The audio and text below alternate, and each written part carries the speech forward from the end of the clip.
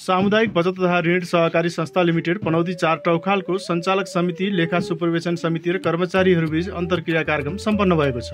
वार्षिक कार्ययोजना बमोजिम 2081 फागुन 26 र 27 गते सम्पन्न भएको उक्त 2 दिवसीय कार्यक्रमको उद्घाटन संस्थाका सल्लाहकार शम्भुलाल श्रेष्ठले गरेका थिए। पहिलो दिन पनौती क्लस्टर र काठमाडौँ क्लस्टरका कर्मचारीहरू र दोस्रो दिन बनेपा क्लस्टर र पूर्वी क्लस्टरका कर्मचारीहरूको सहभागिता र संस्थाका सञ्चालक समितिका पदाधिकारी र लेखा समितिका पदाधिकारीहरूको उपस्थितिमा कार्यक्रम सम्पन्न भएको हो। कार्यक्रमको सभाध्यक्षता संस्थाका अध्यक्ष मुकुन्द शर्माले गरेका थिए भने संस्थाका सल्लाहकार एवं बागमती प्रदेश सहकारी संघका कोषाध्यक्ष शम्भुलाल श्रेष्ठ र संस्थाका निवर्तमान अध्यक्ष एवं जिल्ला सहकारी संघ काभ्रे पलाञ्चोकका सचिव प्रकाश बन्जाराको अतिथिमा रहेको थियो। कार्यक्रमको मुख्य विषय वस्तुमा छलफलका लागि सहजीकरण गर्दै संस्थाका प्रमुख कार्यकारी अधिकृत मदन बस्नेतले सञ्चालक र कर्मचारीहरूको भूमिका, असल कर्मचारीमा हुनुपर्ने गुणहरू र समितिबाट कर्मचारीहरूले राख्ने अपेक्षा, कर्मचारीबाट समितिले राख्ने अपेक्षा,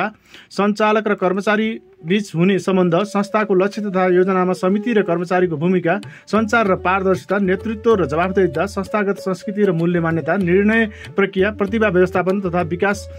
कर्मचारी कल्याण र कार्य जीवन सन्तुलन,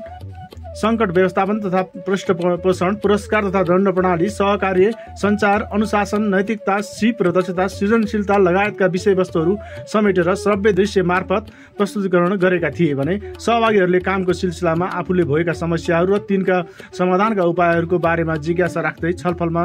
रचनात्मक रूपले प्रस्तुत भएका थिए। कार्यक्रममा संस्थाका अध्यक्ष मुकुन्द शर्मा, सल्लाहकार शम्भुलाल श्रेष्ठ, निवर्तमान अध्यक्ष प्रकाश बन्जारा, वरिष्ठ उपाध्यक्ष सूर्यमानन्द, सचिव सरोज कुमार तिमल सेना, सञ्चालक सदस्य रामेश्वर वाग्ले, सञ्चालक सदस्य विकास पन्त, लेखा समिति संयोजक राजन श्रेष्ठले आफ्नो भनाइ राख्दै अन्तर्क्रियात्मक विधिमा सञ्चालन भएको कार्यक्रममा संस्थागत विकास र निर्धारित लक्ष्य हासिल गर्नका लागि सदैव रचनात्मक सुझाव आदान प्रदान गर्न तयार रहनुपर्छ र रहेका छौँ भन्ने निष्कर्षका साथ कार्यक्रम सम्पन्न भएको थियो।